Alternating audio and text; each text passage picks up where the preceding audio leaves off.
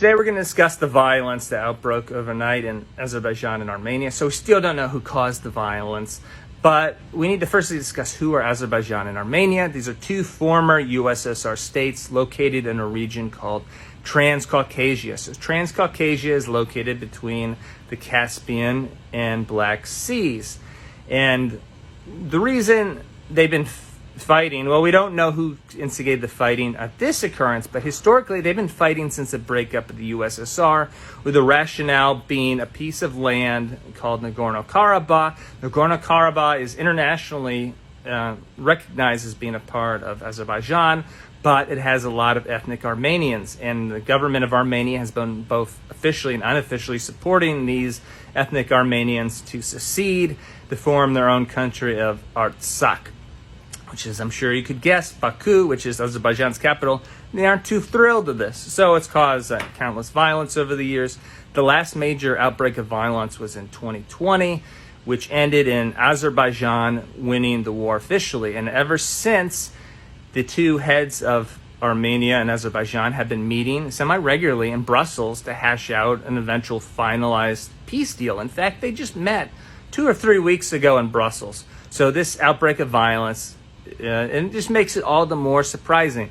But you're probably asking yourself, hey, Chase, why do I care about these countries far, far away? They have nothing to do with me. Well, there could be a huge potential impact on international commerce. So with an impending peace deal, there was the works to create a corridor called the Zangezur corridor. I think that's what it's called. My Azerian Turkish is not that great, so if I butcher the pronunciation, bear with me. But so this land corridor would have roads and railways which connect Azerbaijan vis-a-vis Armenia to Turkey.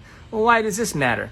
Well, it would be a part of a larger land transit corridor which connects Central Asia and Western China ultimately to Europe. So it'd serve as the shortest land transit route between the Pacific and Atlantic Oceans.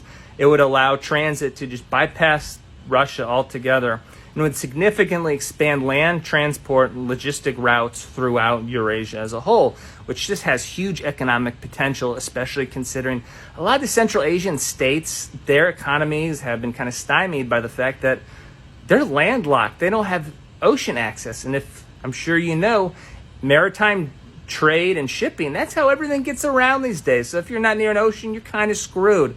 So this would open them up economically to be both connected more not only to China but particularly to European markets.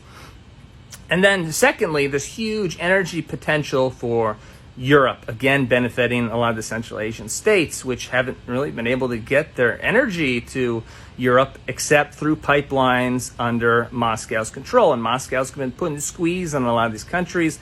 In fact, 4 times this year they've shut off Kazakhstan's oil access to the pipelines, which it takes a lot of revenue from the Kazakh government. So Central Asian governments are thrilled to have access to this corridor. European governments are thrilled to have this corridor provide them with brand new alternative energy sources other than Russia.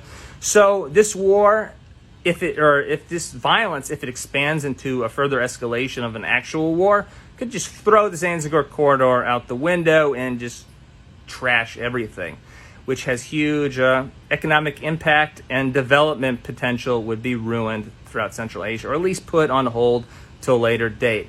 But I want to hear your thoughts. Do you think the violence is going to continue? What's going to happen? Please let me know. Also, please comment on my material, as I'm always looking to improve.